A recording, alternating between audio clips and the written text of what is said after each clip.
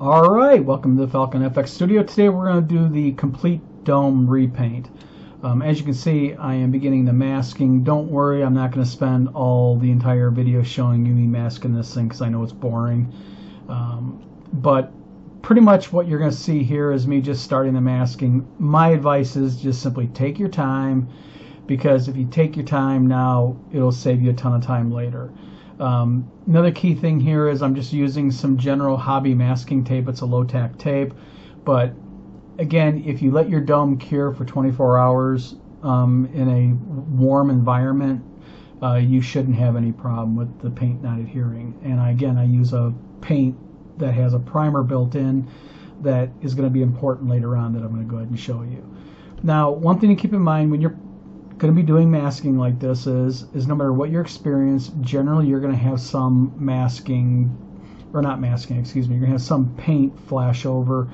It's going to get into some nook and crannies. Don't worry about it. You can go ahead and take care of it later on. You can touch it up. And here in a minute I'm going to show you some of the chrome paint that I use. Well, it's an aluminum paint made by Vallejo that's really good. But just take your time. Taking your time now saves a ton of time later, so I'm not going to beat you up and show you everything. Again, paint's going to get into nooks and crannies, and now I'm going to go ahead and show you what I use to fix that. So once it's all done, the blue's on it, you need to touch it up, you can go ahead and use this. It's Metal Color by Vallejo. This is aluminum. It's the same color as what the dome is right now. Really, really good stuff. So I can't recommend it enough. Runs about 10 bucks a bottle too. Alright, we're back in my shop. I got the entire thing masked off. I'm going to show you now. I'm going to be painting it, the blues. Now, I was asked the other day why I paint everything silver, because this paint has a primer built into it. And the blue that I'm using, you have to use a primer before you paint it. So that's the reason why I paint over the entire dome, because I can get the dome painted the stainless steel or aluminum that I want, well, and then I don't have to worry about retaping it off, priming it, and now have to wait for my primer to dry and then have to paint it. So by painting it all one color with the primer paint, I'm ready to go. Now, as you can see here, I'm starting with the blue. Again, like I always say, don't force the paint. Let the paint do the work for you. Keep the paint can moving. Don't sit there and just stay in one place and hit the paint, because that's where you get the runs and the horrible flash over. I'm keeping the paint roughly about 12 inches away from the R2 prop, and again I'm just light coating it, letting the paint take and do all the work. Now, this type of paint is an enamel paint, so it works real different. It's a little bit more tricky, so be very, very careful with this. Multiple passes. Again, let the paint do the work for you. Don't force it. So also, because this paint tends to be more toxic, I'm wearing an N95 mask and my shop is well ventilated. So always wear your PPE.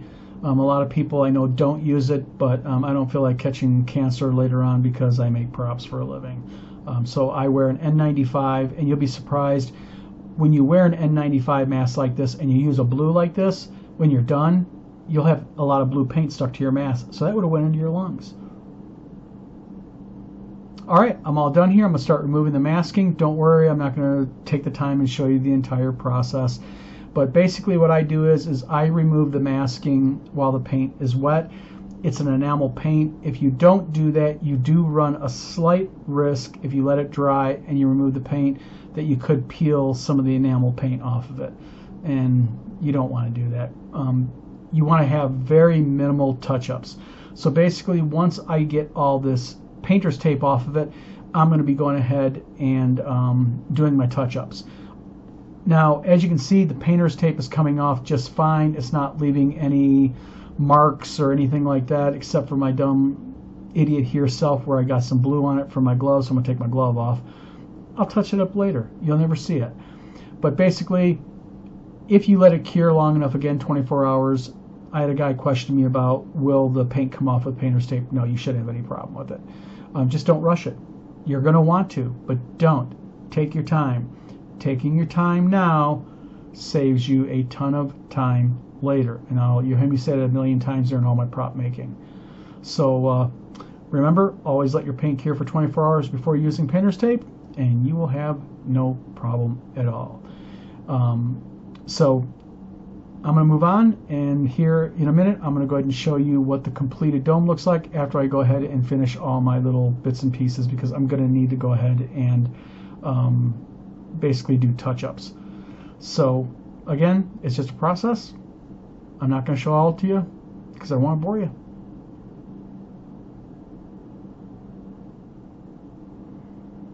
And that's what the dome looks like after I got all the tape off. Again, little bits and pieces here and there. You got to do some touch-ups.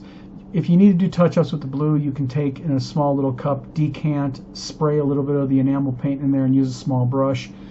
And what I do is I use a little bit of an airbrush to touch up the silver marks and everything that I'm going to need to do. So not to stay too long on this, let's get to a comparison of what the finished dome looks like next to a stock dome now. Let's go there right now. All right, that's a stock dome, as you can see, and that is what a finished dome looks like. I think they look night and day. So that's a finished dome versus a stock dome. Again, the color's more rich, better.